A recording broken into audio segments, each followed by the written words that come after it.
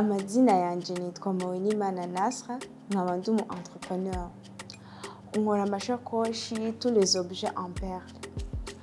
Amashakoshi nayatanguye kuyakora muri 2022. Natangiye kwiga muri 2022, ntangura kuyakora muri 2023. Ide yaje après yuko nize gukora uyu mwuga. Navige mu Buganda, après nca ndagaruka no guheza ibyo nari nize muri université, mais je guheza stage ide kiranzamwe yo gucrea création en perles.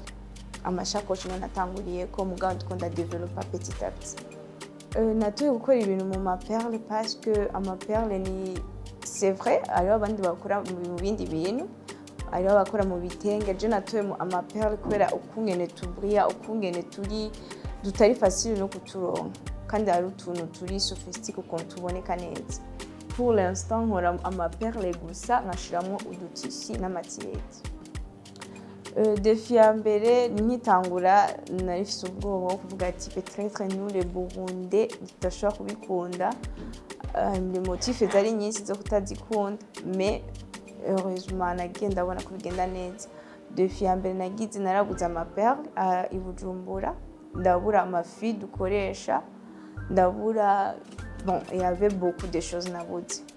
Hari ubudede twakoresha inonye budahari, ariho amasorte menshi y'ubudede nagenda bura. Bon, solution avant mu kudina hari utwo naje nzanye, ntangurira hajya anye ndagira ndaraba petit à petit. Abantu bacambye ati turaza ahantu babigurisha, turaza ahantu twogenda bakabikwereka, ndagenda ndaraba.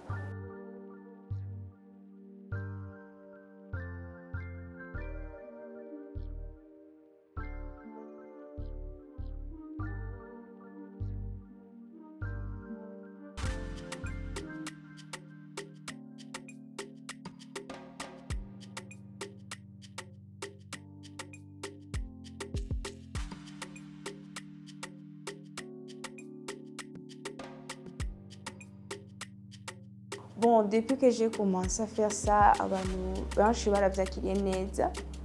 Ariho abavyakiriye bavuga ati ibi bintu navyo nta hantu twari twamaze kubibona, wavyigiye he, wabitanguye gute, bimeze gute. Abantu bavyakiriye neza cyane. Appel d'offre ya client tura tuyigira tukamubaza evolution kungene byagenze, eske ishakoshi yacitse, habaye iyihe ngorane wagize, cyangwa ubona resultat final imeze gute.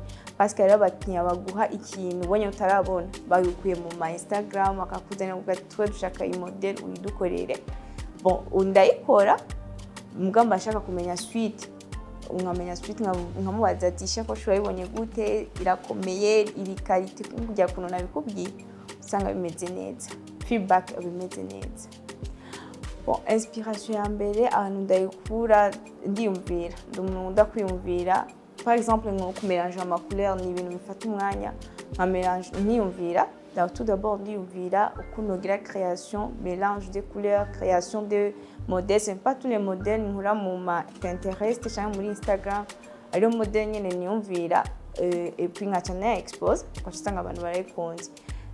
Icyambere ndiyumvira. Inspiration ya kabiri ndacapa nyene amasage. Bon, abakiriya bakuye ama modèle kuri Pinterest cyangwa Instagram ndayikora tel que ukuntu baba bayimaye, parce que nabo nyene barabizi ukuntu maye nuko ndayiguha. Abakiriya noshimira Imana vraiment, abakiriya baraza parce que umukiriya aza selon n'undi mukiriya. Umukiriya ashobora kugura ikintu, abantu bakaca bakibona, bakaca bagishimira ikintu wakiguriye he, ni kiri populaire, ukasanga umukiriya azanye undi mukiriya.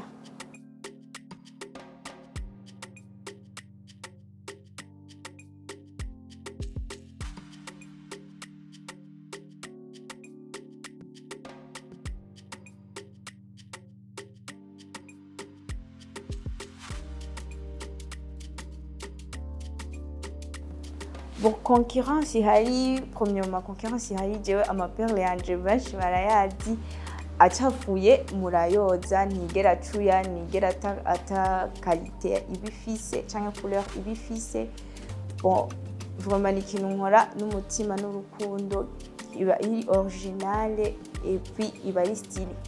Concurrent ariho babigira, mais ce n'est pas le même couleur ni le même forme.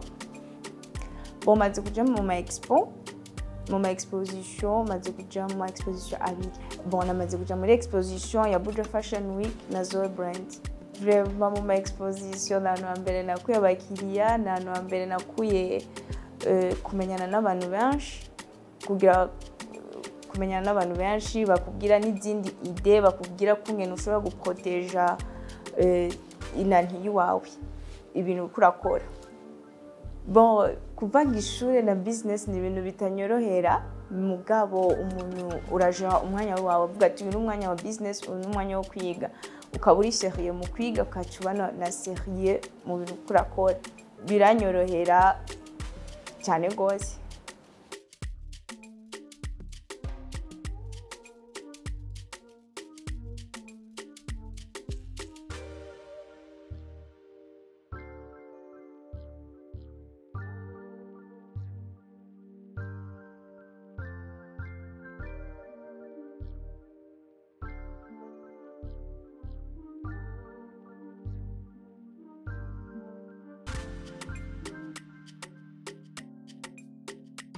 Abantu bakurikirana Isanamu Media, je vous invite de passer les commandes et de me suivre mu bintu nkora mu masac en perles, tous les objets d'officina projet kugira beaucoup de choses sur en perles.